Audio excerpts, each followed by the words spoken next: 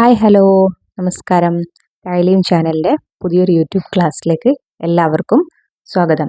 നമ്മൾ ഇന്ന് എടുക്കാൻ പോകുന്നത് ഡിസംബർ 4-5 ദിവസത്തിലത്തെ കറണ്ട് അഫേഴ്സ് ആണ്. നമുക്ക് നേരെ ക്ലാസ്സിലേക്ക് പോകാം. ഒന്നാമത്തെ ന്യൂസ് എന്താണ്?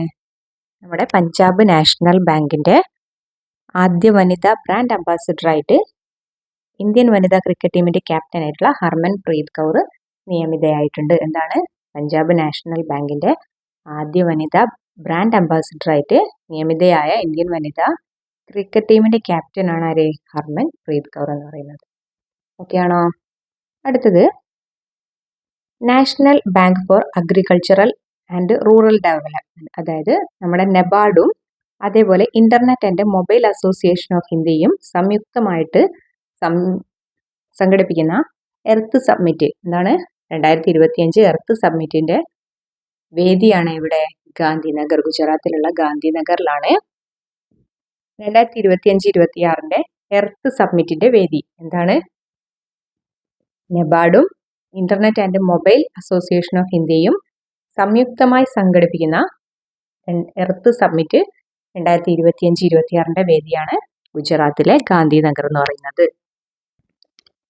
അടുത്തത് നമുക്കറിയാം, റഷ്യയുടെ പ്രസിഡന്റാണ് വ്ളാഡിമിർ പുടിൻ അല്ലേ. 2025 ഡിസംബറിൽ ഇന്ത്യ സന്ദർശനം നടത്തുന്ന റഷ്യൻ പ്രസിഡന്റാണ് ആര്?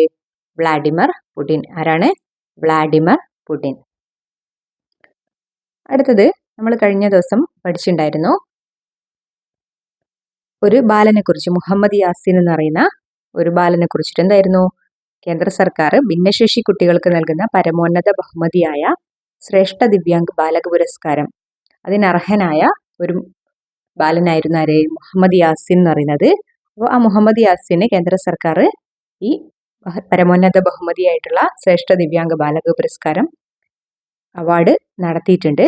ആരാണ് കൊടുത്തത്? നമ്മുടെ രാഷ്ട്രപതിയായിട്ടുള്ള ദ്രൗപദി മുർമുവിൽ നിന്നാണ് ആ കുട്ടി അത് വാങ്ങിയിട്ടുള്ളത്. ഓക്കെ, അത്രയാണ് ഡിസംബർ 4 കറണ്ട് അഫേഴ്സ് വരുന്നത്. ഓക്കെ, അടുത്തത് നമുക്കറിയാം ഡിസംബർ 5 എന്ത് ദിവസമാണ്? ലോക മണ്ണ് ദിനമാണ് അല്ലെ. എന്താണ്? ലോക മണ്ണ് ദിനമാണ് ഡിസംബർ 5 എന്ന് പറയുന്നത്. അപ്പോൾ 2025 തീം എന്ന് പറയുന്നത് ആരോഗ്യമുള്ള നഗരങ്ങൾക്ക് ആരോഗ്യമുള്ള മണ്ണ് എന്നതാണ്. എന്താണ്?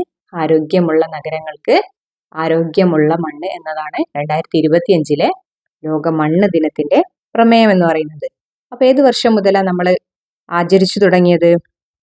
2014 ഡിസംബർ 5 മുതലാണ് നമ്മൾ ഡിസംബർ 5 ലോക മണ്ണ് ദിനമായിട്ട് ആചരിച്ചു തുടങ്ങിയിട്ടുള്ളത്. ഓക്കെ ആണോ? ഓക്കെ, അപ്പോൾ അടുത്ത കറണ്ട് അഫയേഴ്സിലേക്ക് പോകാം. അടുത്തത് നമ്മുടെ 23ാമത് റഷ്യ ഇന്ത്യ വാർഷിക ഉച്ചകോടി, 2025 നടക്കുന്ന 23ാമത് ഇന്ത്യ റഷ്യ വാർഷിക ഉച്ചകോടി എവിടെയാണ് നടക്കുന്നത്? ഡൽഹിയിൽ വെച്ചിട്ടാണ് കേട്ടോ. എവിടെയാണ്? ഡൽഹിയിൽ വെച്ചിട്ടാണ്. അതിന്റെ 22ാമത് എഡിഷൻ 2024 ജൂലൈയിലാണ് നടന്നത്. അത് മോസ്കോയിൽ വെച്ചിട്ടാണ്. എവിടെയാണ്? മോസ്കോയിൽ വെച്ചിട്ടാണ് നടന്നിട്ടുണ്ടായിരുന്നത്. ഓക്കെ ആണോ? ഇന്ത്യ റഷ്യയുമായിട്ടുള്ള, നമുക്കറിയാം റഷ്യ നമ്മുടെ ഇന്ത്യയുടെ നൻപനാണ് ആര്? റഷ്യ എന്ന് പറയുന്നത് അല്ലേ. ഇന്ത്യ റഷ്യയുമായിട്ടുള്ള ബഹിരാകാശ പങ്കാളിത്തം ആരംഭിച്ചത് 1960കളിലാണ്. അതിനുശേഷം 1975 ഇന്ത്യ വിക്ഷേപിച്ച ആദ്യ ഉപഗ്രഹമായ ആര്യഭട്ടയ്ക്ക് സഹായം നൽകിയ രാജ്യം ഏതായിരുന്നു? ഈ റഷ്യ തന്നെയായിരുന്നു കേട്ടോ. അതേപോലെ 1984 രാകേഷ് ശർമ്മ ബഹിരാകാശത്തേക്ക് യാത്ര ചെയ്ത വാഹനം ഏതായിരുന്നു? സോയൂസ് T-11 ആയിരുന്നു അല്ലേ.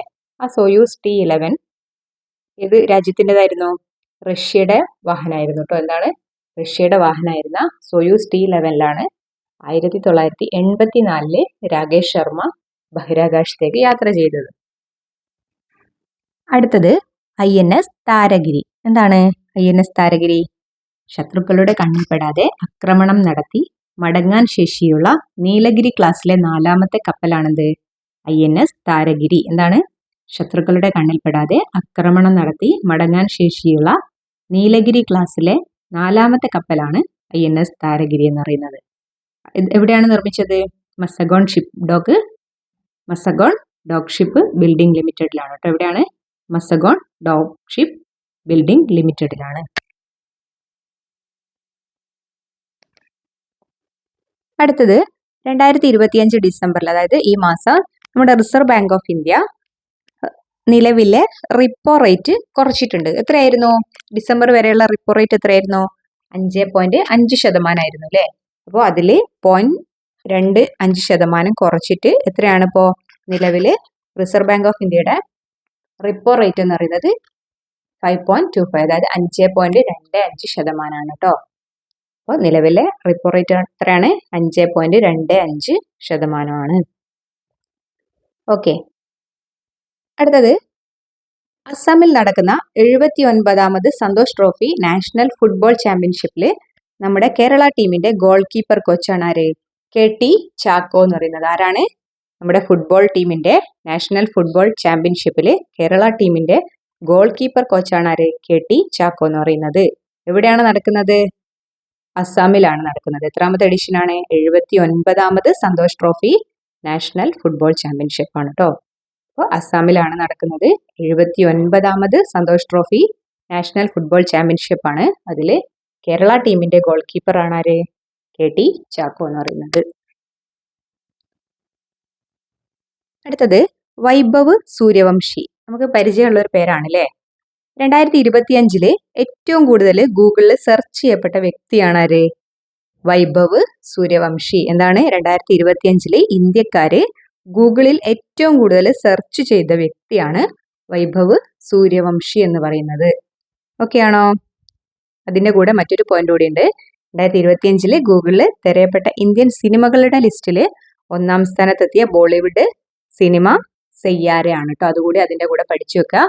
വൈഭവ് സൂര്യവംശി എന്താണ്? 2025 ഏറ്റവും കൂടുതൽ സെർച്ച് ചെയ്യപ്പെട്ട വ്യക്തിയാണ് വൈഭവ് സൂര്യവംശി എന്ന് പറയുന്നത്. സെയ്യാര എന്ന് പറയുന്നത് ഗൂഗിളിൽ സെർച്ച് ചെയ്യപ്പെട്ട ഇന്ത്യൻ സിനിമകളിൽ എത്തിയ ബോളിവുഡ് ചിത്രമാണ് കേട്ടോ. ഓക്കെ, അടുത്തത് അസിം മുനീർ. പാകിസ്ഥാന്റെ ആദ്യ സംയുക്ത സേനാ മേധാവിയാണ് ആര്? അസിം മുനീർ എന്ന് പറയുന്നത് കേട്ടോ. ആരാണ്? പാകിസ്ഥാന്റെ ആദ്യ സംയുക്ത സേനാ മേധാവിയാണ്. അതായത് ചീഫ് ഓഫ് ഡിഫൻസ് ഫോഴ്സസ്, CDF-ന്റെ മേധാവിയാണ് ആര്? അസിം മുനീർ എന്ന് പറയുന്നത്. അടുത്തത് രവി DC. ആരാണ് രവി DC? ഫ്രഞ്ച് സർക്കാരിന്റെ knight of the order of arts and letters പുരസ്കാരം നേടിയിട്ടുള്ള DC ബുക്സിന്റെ CEO ആണ് ആര്? രവി DC എന്ന് പറയുന്നത്. ആരാണ്? ഫ്രഞ്ച് സർക്കാരിന്റെ knight of the order of arts and letters എന്ന് പറയുന്ന അവാർഡ് നേടിയിട്ടുള്ള DC ബുക്സിന്റെ CEO ആണ് ആര്? രവി DC എന്ന് പറയുന്നത്. ഓക്കെ ആണോ? ഓക്കെ, അടുത്തത് ഡിജിറ്റൽ പരിവർത്തനം, അതേപോലെ തന്നെ സാമൂഹിക സ്വാധീനം എന്നിവയ്ക്കുള്ള 2025 മഹാത്മാ അവാർഡ് തുടർച്ചയായി 4ാം വർഷവും ലഭിച്ചത് ടെക്നോളജി ട്രാൻസ്ഫോർമേഷൻ കമ്പനി ആയിട്ടുള്ള USTക്കാണ്. എന്താണ്? ടെക്നോളജി ട്രാൻസ്ഫോർമേഷൻ കമ്പനി ആയിട്ടുള്ള USTക്ക് എന്ത് അവാർഡാണ് ലഭിച്ചത്? 2025 മഹാത്മാ അവാർഡ്. എന്തിനു വേണ്ടിയിട്ടുള്ള അവാർഡാണത്?